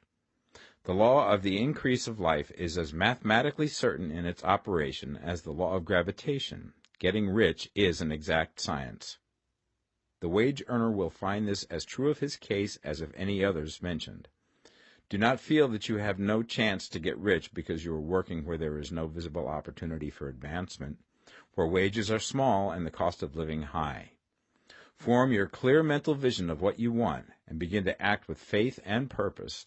Do the work that you can do every day and do each piece of work in a perfectly successful manner. Put the power of success and the purpose to get rich into everything that you do. But do not do this merely with the idea of currying favor with your employer in the hopes that he or those above you will see your good work and advance you. It is not likely that they will do so. The man who is merely a good workman, filling his place to the very best of his ability, and satisfied with that, is valuable to his employer, and it is not to the employer's interest to promote him. He is worth more where he is. To secure advancement, something more is necessary than to be too large for your place. The man who is certain to advance is the one who is too big for his place, and who has a clear concept of what he wants to be, who knows that he can become what he wants to be, and who is determined to be what he wants to be. Do not try to more than fill your present place with a view to pleasing your employer. Do it with the idea of advancing yourself. Hold the faith and purpose of increase during work hours, after work hours, and before work hours. Hold it in such a way that every person who comes in contact with you, whether foreman, fellow workman, or social acquaintance, will feel the power of purpose radiating from you, so that everyone will get the sense of advancement and increase from you. Men will be attracted to you, and if there is no possibility for advancement in your present job, you will very soon see an opportunity to take another job. There is a power which never fails to present opportunity to the advancing man who is moving in obedience to law. God cannot help helping you if you act in a certain way. He must do so in order to help himself. There is nothing in your circumstances or in the industrial situation that can keep you down. If you cannot get rich working for the Steel Trust, you can get rich on a 10-acre farm. And if you begin to move in the certain way, you will certainly escape from the clutches of the Steel Trust and get on to the farm or wherever else you wish to be. If a few thousands of its employees would enter upon the certain way, the Steel Trust would soon be in a bad plight. It would have to give its working men more opportunity or go out of business. Nobody has to work for a trust. The trusts can keep men in so-called hopeless conditions only so long as there are men who are too ignorant to know of the science of getting rich, or too intellectually slothful to practice it. Begin this way of thinking and acting, and your faith and purpose will make you quick to see any opportunity to better your condition. Such opportunities will speedily come, for the Supreme, working in all and working for you, will bring them before you. Do not wait for an opportunity to be all that you want to be. When an opportunity to be more than you are now is presented, and you feel impelled toward it, take it. It will be the first step towards a greater opportunity. There is no such thing possible in this universe as a lack of opportunities for the man who is living the advancing life. It is inherent in the constitution of the cosmos that all things shall be for him and work together for his good, and he must certainly get rich if he acts and thinks in the certain way. So let wage-earning men and women study this book with great care and enter with confidence upon the course of action it prescribes. It will not fail. Chapter 16. Some Cautions and Concluding Observations. Many people will scoff at the idea that there is an exact science of getting rich. Holding the impression that the supply of wealth is limited, they will insist that social and governmental institutions must be changed before even any considerable number of people can acquire a competence. But this is not true. It is true that existing governments keep the masses in poverty, but this is because the masses do not think and act in the certain way. If the masses begin to move forward as suggested in this book, neither governments nor industrial systems can check them. All systems must be modified to accommodate the forward movement. If the people have the advancing mind, have the faith that they can become rich, and move forward with the fixed purpose to become rich, nothing can possibly keep them in poverty. Individuals may enter upon the certain way at any time and under any government, and may make themselves rich. And when any considerable number of individuals do so under any government, they will cause the system to be so modified as to open the way for others. The more men who get rich on the competitive plane, the worse for others. The more who get rich on the creative plane, the better for others. The economic salvation of the masses can only be accomplished by getting a large number of people to practice the scientific method set down in this book and become rich. These will show others the way and inspire them with a desire for real life, with the faith it can be attained, and with the purpose to attain it.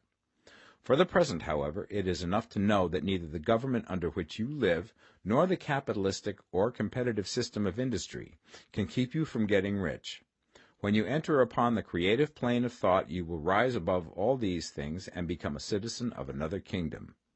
But remember that your thought must be held upon the creative plane. You are never for an instant to be betrayed into regarding the supply as limited, or into acting on the moral level of competition. Whenever you do fall into old ways of thought, correct yourself instantly, for when you are in the competitive mind, you have lost the cooperation of the mind of the whole. Do not spend any time in planning as to how you will meet possible emergencies in the future, except as the necessary policies may affect your actions today. You are concerned with doing today's work in a perfectly successful manner, and not with emergencies which may arise tomorrow. You can attend to them as they come. Do not concern yourself with questions as to how you shall surmount obstacles which may loom upon your business horizon, unless you can see plainly that your course must be altered today in order to avoid them. No matter how tremendous an obstruction may appear at a distance, you will find that if you go on in the certain way, it will disappear as you approach it, or that a way over, through, or around it will appear. No possible combination of circumstances can defeat a man or woman who is proceeding to get rich along strictly scientific lines. No man or woman who obeys the law can fail to get rich, any more than one can multiply 2 by 2 and fail to get 4. Give no anxious thought to possible disasters, obstacles, panics, or unfavorable combinations of circumstances. It is time enough to meet such things when they present themselves before you in the immediate present, and you will find that every difficulty carries with it the wherewithal for its overcoming. Guard your speech. Never speak of yourself, your affairs, or of anything else in a discouraged or discouraging way. Never admit the possibility of failure, or speak in a way that infers failure as a possibility. Never speak of times as being hard, or of business conditions as being doubtful. Times may be hard and business doubtful for those who are on the competitive plane, but they can never be so for you. You can create what you want, and you are above fear. When others are having hard times and poor business, you will find your greatest opportunities. Train yourself to think of and to look upon the world as a something which is becoming, which is growing, and to regard seeming evil as being only that which is undeveloped. Always speak in terms of advancement. To do otherwise is to deny your faith, and to deny your faith is to lose it. Never allow yourself to feel disappointed. You may expect to have a certain thing at a certain time, and not get it at that time, and this will appear to you like failure. But if you hold to your faith, you will find that the failure is only apparent. Go on in the certain way, and if you do not receive that thing, you will receive something so much better that you will see that the seeming failure was really a great success. A student of this science had set his mind on making a certain business combination which seemed to him at the time to be very desirable, and he worked for some weeks to bring it about. When the crucial time came, the thing failed in a perfectly inexplicable way. It was as if some unseen influence had been working secretly against him. He was not disappointed. On the contrary, he thanked God that his desire had been overruled, and went steadily on with a grateful mind. In a few weeks an opportunity so much better came his way that he would not have made the first deal on any account, and he saw that a mind which knew more than he knew had prevented him from losing the greater good by entangling himself with the lesser. That is the way every seeming failure will work out for you, if you keep your faith, hold to your purpose, have gratitude, and do, every day, all that can be done that day, doing each separate act in a successful manner. When you make a failure, it is because you have not asked for enough.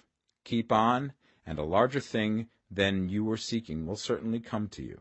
Remember this. You will not fail because you lack the necessary talent to do what you wish to do. If you go on as I have directed, you will develop all the talent that is necessary to the doing of your work. It is not within the scope of this book to deal with the science of cultivating talent, but it is as certain and simple as the process of getting rich. However, do not hesitate or waver for fear that when you come to any certain place you will fail for lack of ability. Keep right on, and when you come to that place, the ability will be furnished to you. The same source of ability which enabled the untaught Lincoln to do the greatest work in government ever accomplished by a single man is open to you. You may draw upon all the mind there is for wisdom to use in meeting the responsibilities which are laid upon you. Go on in full faith. Study this book. Make it your constant companion until you have mastered all the ideas contained in it. While you are getting firmly established in this faith, you will do well to give up most recreations and pleasure, and to stay away from places where ideas conflicting with these are advanced in lectures or sermons. Do not read pessimistic or conflicting literature, or get into arguments upon the matter. Do very little reading, outside of the writers mentioned in the preface. Spend most of your leisure time in contemplating your vision, and in cultivating gratitude, and in reading this book.